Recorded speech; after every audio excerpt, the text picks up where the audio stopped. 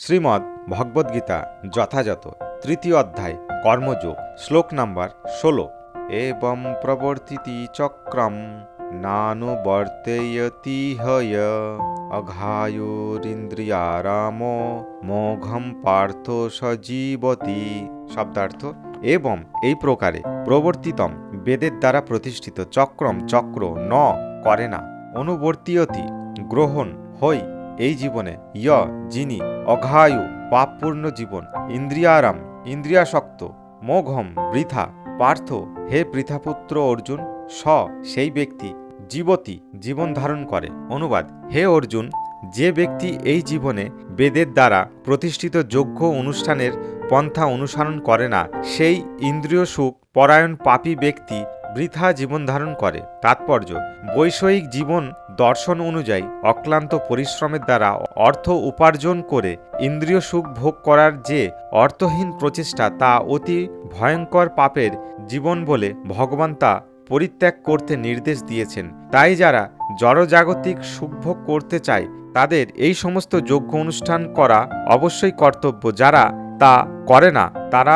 অত্যন্ত জঘন্য জীবনযাপন করছে, কারণ তাদের পাপের বোঝা ক্রমশ বেড়েই চলেছে এবং তারা ক্রমশই অধপতিত হচ্ছে। প্রকৃতির নিয়মে এই মনুষ্য জীবন পাওয়ার বিশেষ উদ্দেশ্য হচ্ছে কর্মযোগ, জ্ঞানযোগ ও ভক্তিযোগের মধ্যে একটি অবলম্বন করে আত্ম উপলব্ধি করা।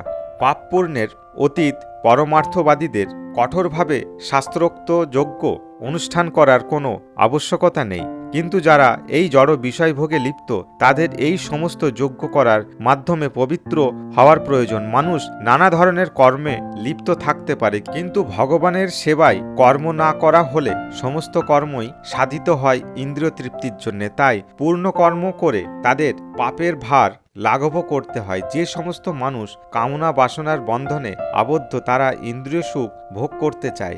ভগবান শ্রীকৃষ্ণ তাই তাদের জন্যে যজ্ঞের প্রবর্তন করেছেন, যাতে তারা তাদের আকাঙ্ক্ষিত ইন্দ্রিয় সুখ ভোগ করতে পারে, অথচ সেই কর্মফলের বন্ধনে আবদ্ধ না হয়ে। এই জগতের উন্নতি আমাদের প্রচেষ্টার উপর নির্ভর করে না, তা নির্ভর করে অলক্ষ্য ভগবানের ব্যবস্থাপনা, অর্থাৎ তার আজ্ঞাবাহক দেবদেবীর উপর।